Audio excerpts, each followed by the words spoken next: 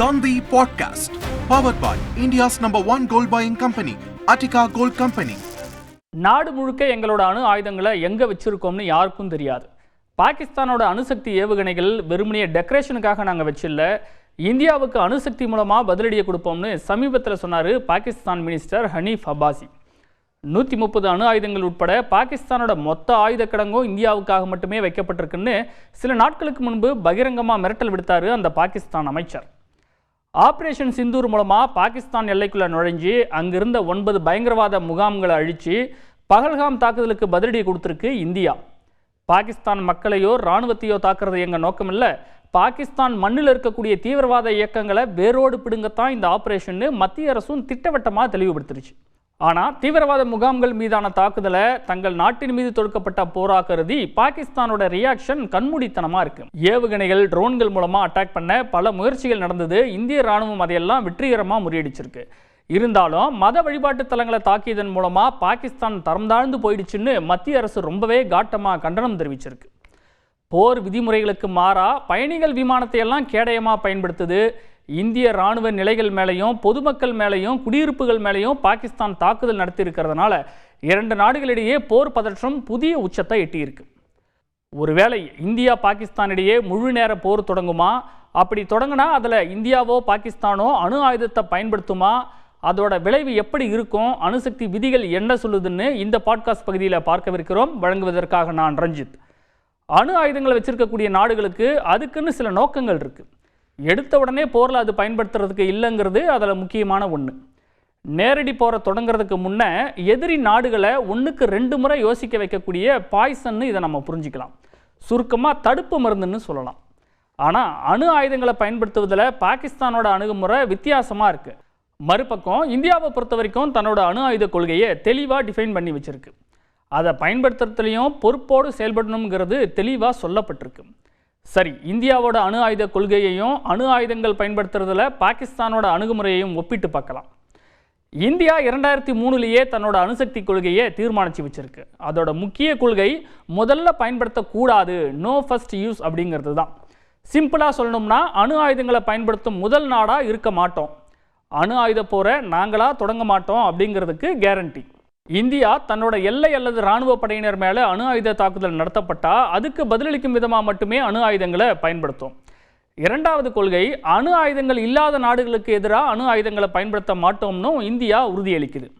இருந்தாலும் பயாலஜிக்கல் அல்லது chemical weapon use பண்ணி தாக்குதல்கள் நடத்தப்பட்டால் அதை எதிர்கொள்றதுக்காக இந்தியா அணு ஆயுதங்களை பயன்படுத்தலாம்னு நோ ஃபர்ஸ்ட் யூஸ் கொள்கையில் சில தளர்வுகளும் வழங்கப்பட்டிருக்கு.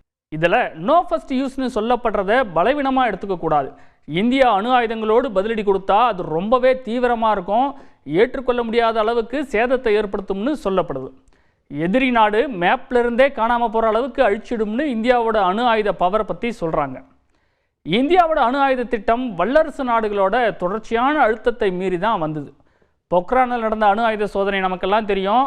எத்தனையோ எதிர்ப்புகளுக்கு மத்தியில் ரகசியமாக வெற்றிகரமாக நடத்தப்பட்டது. இந்தியா கிட்ட நிலம், கடல், ஆகாயம்னு 3 வழியிலையும் ஏவக்கூடிய வகையில் அணு ஆயுதங்கள் நிறையவே இருக்குது. சரி, அணு ஆயுதங்கள் யாரோட கட்டுப்பாட்டில் இருக்குது தெரியுமா? இதுக்குன்னு கமாண்ட் அண்ட் கண்ட்ரோல் சென்டர் இருக்குது. அதுக்கு மேலே அணுசக்தி ஆணையம் இருக்குது, நியூக்ளியர் கமாண்ட் அத்தாரிட்டின்னு இதை சொல்கிறாங்க. இந்த நியூக்ளியர் கமாண்ட் அத்தாரிட்டிக்கு தலைமை தாங்குபவர் இந்திய பிரதமர் நரேந்திர மோடி. இந்தியாவோட அணு ஆயுதங்களின் பயன்பாட்டு கட்டுப்பாடு 2003 உருவாக்கப்பட்ட அணுசக்தி ஆணையம் கிட்ட இருக்குது. ஆக போர் அப்படிங்கிறது ஒரு நிலை, அதுக்கடுத்த நிலையில் அணு ஆயுதம் எப்போ பயன்படுத்த வேண்டும் அப்படிங்கிறத பற்றி பிரதமர் மோடி தான் முடிவு செய்யக்கூடிய அதிகாரம் படைத்தவர். இப்போ நம்ம செஞ்சிட்டு இருக்கக்கூடியது பதில் தாக்குதல் தான். நாம சண்டைக்கு போகலை, காஷ்மீருக்கு சுற்றுலா வந்த அப்பாவி மக்களை கொன்னதுக்கு வலுவான பதிலடி தான் இப்போ இந்தியா கொடுத்துட்ருக்கு. அதே நேரம் இது போர் இல்லை. அப்படியே போர் வந்தாலும் ஒரு வழக்கமான போர் அணு ஆயுத மோதலாக மாறாது அப்படிங்கிறத இந்தியாவோட அணு ஆயுத கொள்கை தெளிவுபடுத்துது. இங்கே நீங்கள் கவனிக்க வேண்டிய முதல் விஷயம், பாகிஸ்தானோட அணுசக்தி கோட்பாடு இதுதான்னு தெளிவாக சொல்லக்கூடிய முறையான அஃபிஷியல் டாக்குமெண்ட்ஸ் எதுவும் இல்லை. அதே மாதிரி அணு ஆயுதங்களை முதல்ல பயன்படுத்த மாட்டோங்கிற கொள்கையெல்லாம் பாகிஸ்தானுக்கு கிடையாது. அதனால தான் அந்த நாட்டு அரசியல்வாதிங்க இது பற்றி கண்டபடி வாய்க்கு வந்ததையெல்லாம் பேசுகிறாங்க. பாகிஸ்தானோட இராணுவ ஜெனரல்கள் கடந்த காலங்களில் வெளியிட்ட பொது அறிக்கைகளை பார்த்தா வழக்கமான போருக்கு பதிலடியாக கூட அணு ஆயுதங்களை பயன்படுத்துவோங்கிற மாதிரி இருக்குது.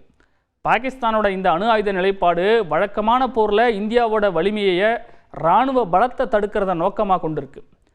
இந்தியாவை மாதிரியே பாகிஸ்தானும் நிலம், வான், கடல்னு 3 வழிகளில் அணு ஆயுதத்தை பயன்படுத்தக்கூடிய வசதியை கொண்டிருக்கு. 3000 கிலோமீட்டருக்கு மேலே ட்ராவல் பண்ணி அட்டாக் பண்ணும் கெப்பாசிட்டி இருக்குதான்.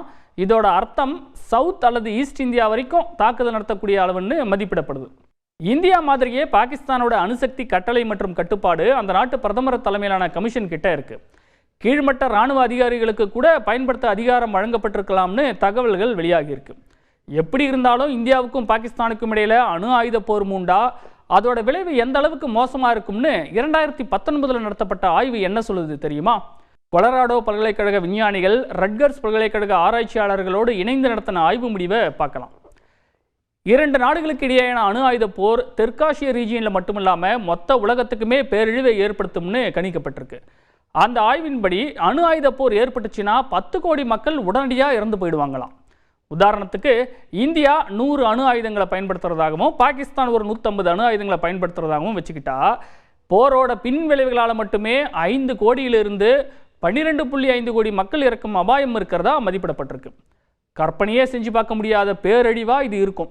போரோட தொடர்ச்சியாக உலகம் முழுக்க பெரிய பஞ்சம் வந்து அதனாலேயும் அதிகம் பேர் உயிரிழக்க நேரும்னு அந்த ஆய்வு எச்சரிக்குது.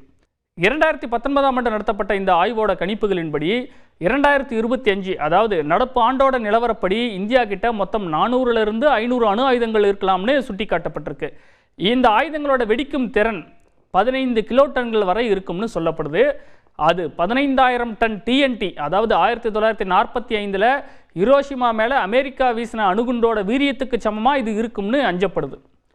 2 நாடுகளோட அணு ஆயுதம் வெடிக்கும் போது 16 மில்லியன்லேருந்து 36 மில்லியன் டன் வரைக்கும் கரியும் புகையும் கார்பனும் வெளிவந்து தீ விபத்துகளும் ஏற்படுமா. இந்த புகை பூமிக்கு மேலே வளிமண்டலத்துக்குள்ளே போய் 1 வாரத்துக்குள்ளே மொத்த பூமியையே மறைச்சிருமா. இதனால் சூரிய ஒளி பூமிக்கு வர்றது 35% வரைக்கும் குறையும்னு இந்த ஆய்வு கணிச்சிருக்கு.